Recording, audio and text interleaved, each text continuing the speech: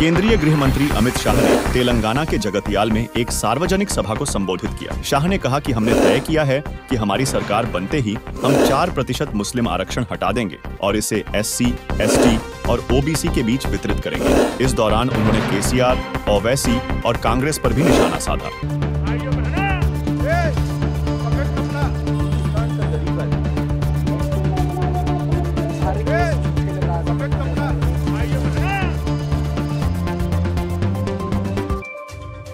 तेलंगाना विधानसभा चुनाव प्रचार में बीजेपी ने आक्रामक रुख अख्तियार कर लिया है। 2 दिन पहले बीजेपी ने चुनावी घोषणा पत्र जारी किया और अब इसके उम्मीदवार निर्वाचन क्षेत्रों में बड़े पैमाने पर प्रचार कर रहे हैं। तेलंगाना चुनाव में अब सिर्फ कुछ दिन बचे हैं। ऐसे में केंद्रीय गृह मंत्री अमित शाह ने एक बार फिर तेलंगाना का दौरा किया और चुनाव प्रचारों में हिस्सा लिया। अमित शाह ने जनगामा और कोरुट में विजय संकल्प सभा में लोगों को संबोधित किया। इस दौरान अमित शाह ने KCR, कांग्रेस और ओवैसी पर जोरदार हमला बोला। सोमवार को गृह मंत्री अमित शाह ने एक रैली को संबोधित करते हुए तेलंगाना की मौजूदा सरकार और असदुद्दीन ओवैसी के ऊपर जमकर हमला बोला और कहा कि अगर बीजेपी सत्ता में आती है तो मुस्लिम समुदाय के 4% आरक्षण को खत्म कर देगी और इसे अनुसूचित जाति, अनुसूचित जनजाति और अन्य पिछड़ा वर्ग के बीच वितरित करेगी। केंद्रीय गृह मंत्री अमित शाह ने तेलंगाना में अपने विरोधियों पर कटाक्ष करते हुए उन्हें वंशवादी पार्टियां करार दिया। शाह ने कहा कि चंद्रशेखर राव के नेतृत्व वाली BRS, IMIM और कांग्रेस 2G,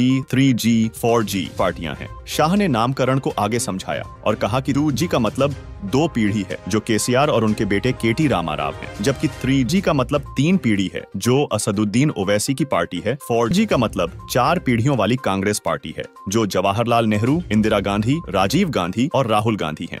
हमने तय किया है कि भारतीय जनता पार्टी की सरकार बनते ही ये 4% मुस्लिम आरक्षण हम समाप्त कर देंगे और ये 4% मुस्लिम आरक्षण का जो सीट बचता है वो ST, OBC और ST में देकर उनको न्याय करने का काम ये भारतीय जनता पार्टी की सरकार करेगी। मुझे बताओ भाई, हैदराबाद विमोचन दिन मनाना चाहिए या नहीं मनाना चाहिए? जोर से बोलो, मनाना चाहिए या नहीं मनाना चाहिए? निजाम के राज से, रजाकारों से तेलंगाना को मुक्ति मिली, इसकी स्मृति रखनी चाहिए या नहीं रखनी चाहिए? ओवैसी के डर से KCR हैदराबाद विमोचन दिन नहीं मनाते, मगर हम नहीं डरते ओवैसी से। आप भाजपा सरकार बना दो, हैदराबाद विमोचन दिन को हम स्टेट डे के रूप में मनाने का काम ये भारतीय जनता पार्टी करेगी। ये ओवैसी साहब जो है वो तुष्टीकरण करने में से बाज नहीं आते हैं। इनकी चुनाव का चिन्ह कार है, कार है ना, मगर कार का स्टीयरिंग ना ओवैसी के, कार का स्टीयरिंग ना KCR के पास है, ना KTR के पास है, ना कविता के पास है। कार का स्टीयरिंग ओवैसी के पास है, ओवैसी के पास। ये तेलंगाना की कार ठीक चल सकती है ओवैसी के हाथों में? जोर से बोलो, चल सकती है?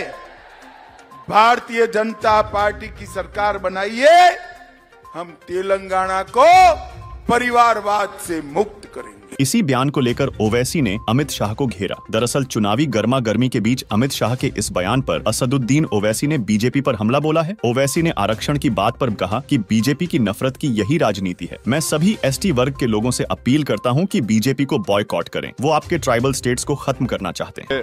बीजेपी जो कह रही है रिजर्वेशन के बारे में, झूठ बोल रही है। तेलंगाना और आंध्रा के में जो रिजर्वेशन मिल रहा है मुसलमानों को, रिलीजन पे नहीं मिल रहा। नंबर 1 उनको मिल रहा है उनके सोशल एजुकेशनल बैकवर्डनेस की बुनियाद पर, और हर मुसलमान को नहीं मिल रहा है। एक बैकवर्ड मुसलमानों में ही बैकवर्ड एक क्लासेस या कास्ट की लिस्ट बनाई गई है, उन्हीं को मिल रहा है। और सुप्रीम कोर्ट के फैसले के बाद ये जारी है। तो आखिर बीजेपी को नफरत क्यों है? अगर मुसलमानों में वो जो बैकवर्ड क्लासेस हैं, उन गरीब के बच्चे डॉक्टर बन रहे हैं, इंजीनियर बन रहे हैं, एमआरओ बन रहे हैं, आरडीओ बन रहे हैं, टीचर्स बन रहे हैं, नर्सेज बन रहे हैं, तकलीफ क्या है उनको आखिर? क्या वो नहीं चाहते कि भारत एक ताकतवर मुल्क बने?